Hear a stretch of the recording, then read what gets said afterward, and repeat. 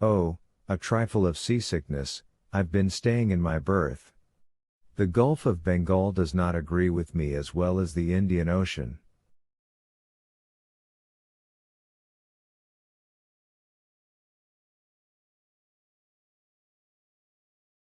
And how is Mr. Fogg? As well and as punctual as ever, not a day behind time. But, Monsieur Fix, you don't know that we have a young lady with us. A young lady? Replied the detective, not seeming to comprehend what was said.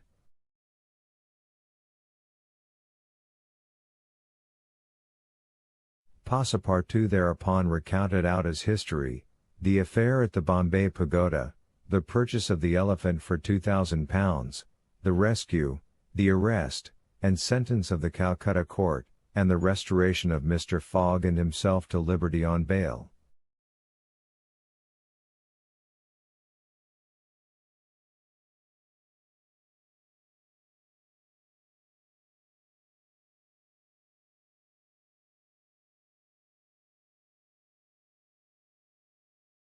Fix, who was familiar with the last events, seemed to be equally ignorant of all that Passepartout related, and the later was charmed to find so interested a listener.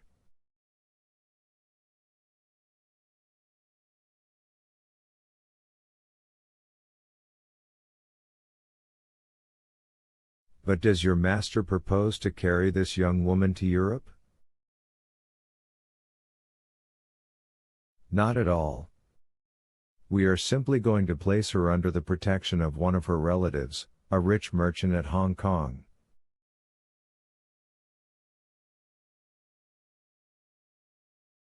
Nothing to be done there, said Fix to himself, concealing his disappointment.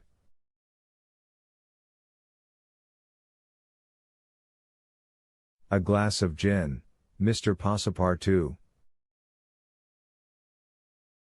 Willingly, Monsieur Fix. We must at least have a friendly glass on board the Rangoon. Chapter 17. Showing what happened on the voyage from Singapore to Hong Kong. The detective and Passepartout met often on deck after this interview, though Fix was reserved, and did not attempt to induce his companion to divulge any more facts concerning Mr. Fogg.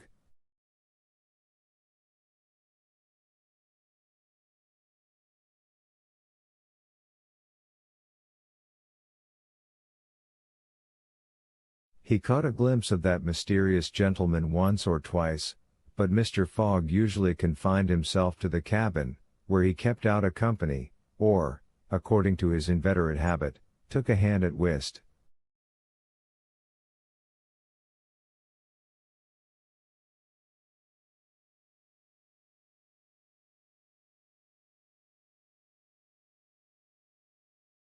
Passepartout began very seriously to conjecture what strange chance kept Fix still on the route that his master was pursuing.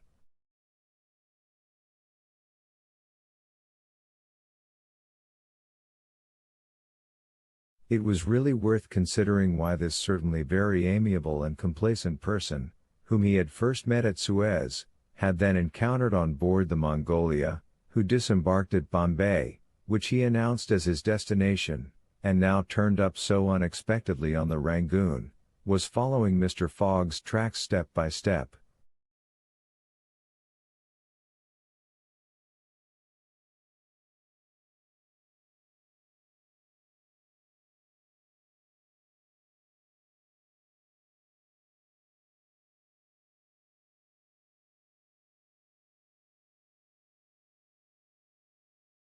What was Fix's object?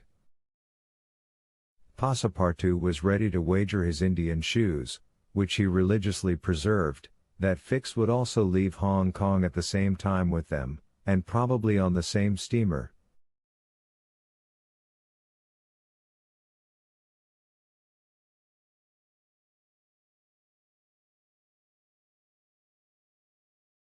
Passepartout might have cudgeled his brain for a century without hitting upon the real object which the detective had in view.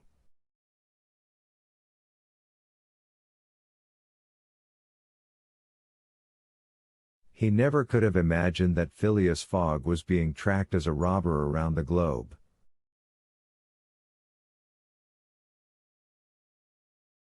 But, as it is in human nature to attempt the solution of every mystery, Passepartout suddenly discovered an explanation of Fix's movements, which was in truth far from unreasonable.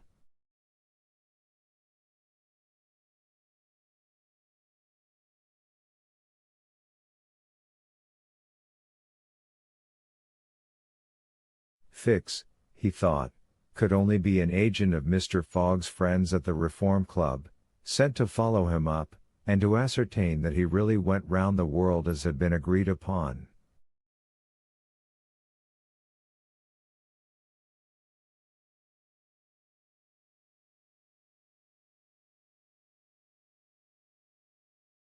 "It's clear," repeated the worthy servant to himself, proud of his shrewdness.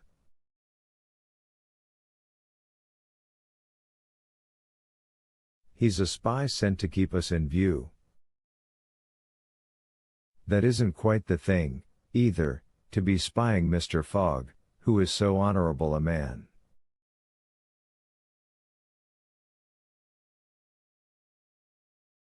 "Ah, gentlemen of the Reform, this shall cost you dear." Passepartout, enchanted with his discovery, resolved to say nothing to his master, lest he should be justly offended at this mistrust on the part of his adversaries.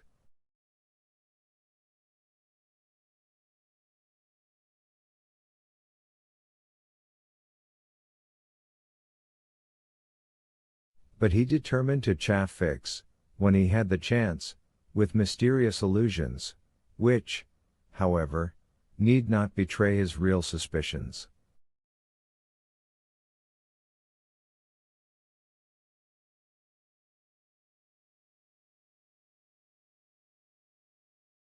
During the afternoon of Wednesday 30th October, the Rangoon entered the Strait of Malacca, which separates the peninsula of that name from Sumatra.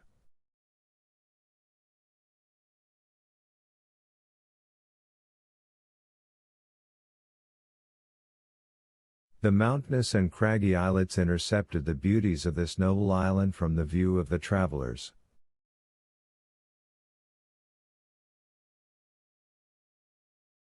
The Rangoon weighed anchor at Singapore the next day at 4 a.m., to receive coal, having gained half a day on the prescribed time of her arrival.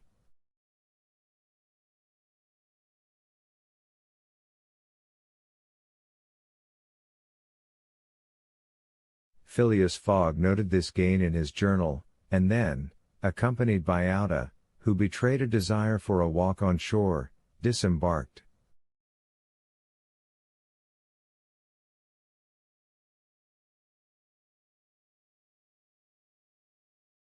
Fix, who suspected Mr. Fogg's every movement, followed them cautiously, without being himself perceived, while Passepartout, laughing in his sleeve at Fix's maneuvers, went about his usual errands.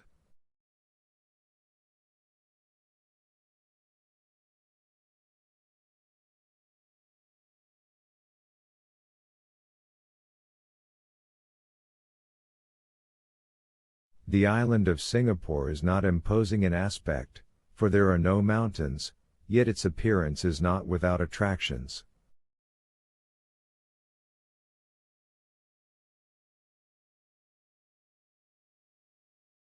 It is a park checkered by pleasant highways and avenues.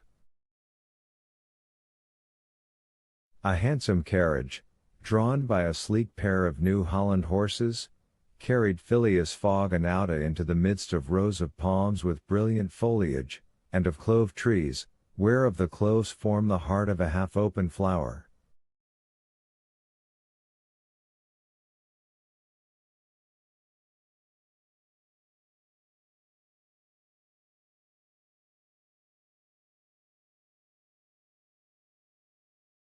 Pepper plants replaced the prickly hedges of European fields, sago bushes, large ferns with gorgeous branches, varied the aspect of this tropical clime, while nutmeg trees in full foliage filled the air with a penetrating perfume.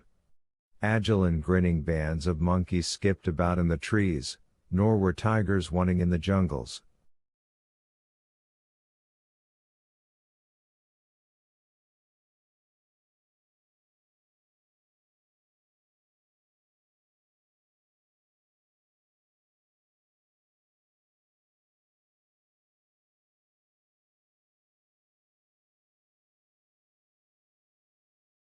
After a drive of 2 hours through the country, Auda and Mr. Fogg returned to the town, which is a vast collection of heavy-looking, irregular houses, surrounded by charming gardens rich in tropical fruits and plants, and at 10 o'clock they re-embarked, closely followed by the detective, who had kept them constantly in sight.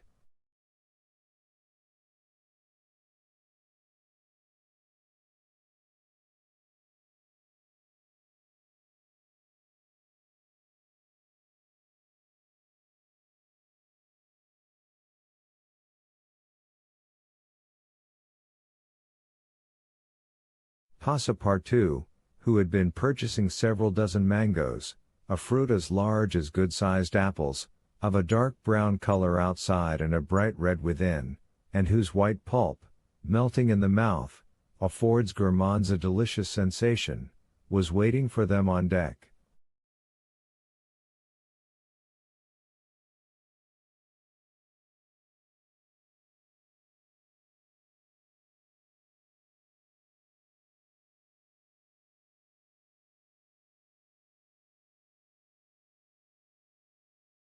He was only too glad to offer some mangoes to Auda, who thanked him very gracefully for them.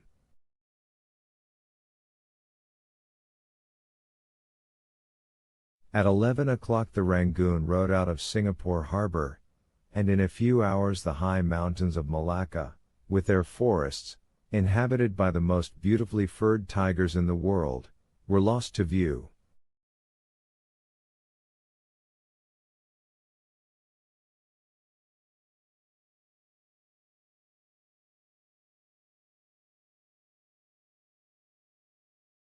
Singapore is distant some 1,300 miles from the island of Hong Kong, which is a little English colony near the Chinese coast.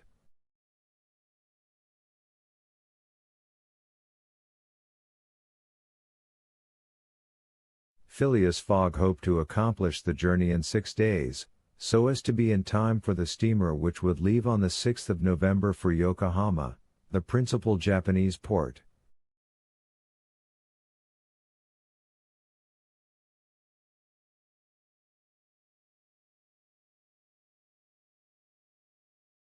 The Rangoon had a large quota of passengers, many of whom disembarked at Singapore, among them a number of Indians, Ceylonese, Chinamen, Malays, and Portuguese, mostly second-class travelers.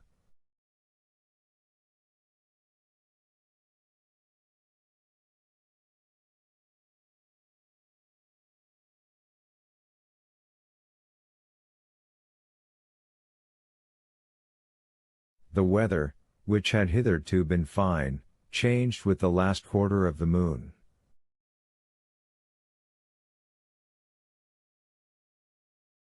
The sea rolled heavily, and the wind at intervals rose almost to a storm, but happily blew from the southwest, and thus aided the steamer's progress.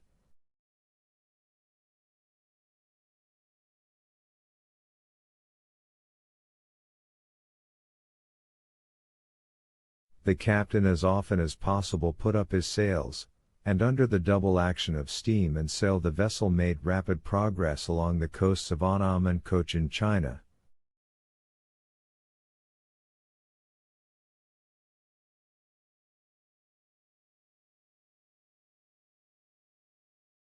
Owing to the defective construction of the Rangoon, however, unusual precautions became necessary in unfavorable weather, but the loss of time which resulted from this cause, while it nearly drove Passepartout out of his senses, did not seem to affect his master in the least.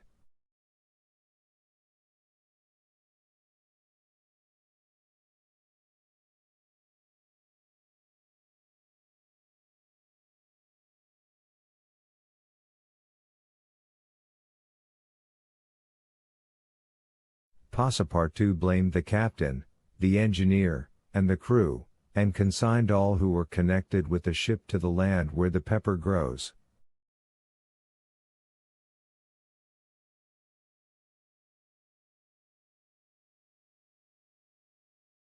Perhaps the thought of the gas, which was remorselessly burning at his expense in Savile Row, had something to do with his hot impatience.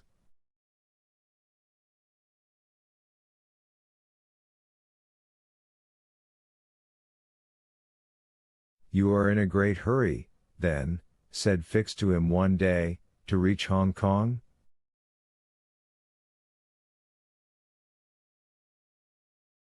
"A very great hurry. Mr. Fogg, I suppose, is anxious to catch the steamer for Yokohama?"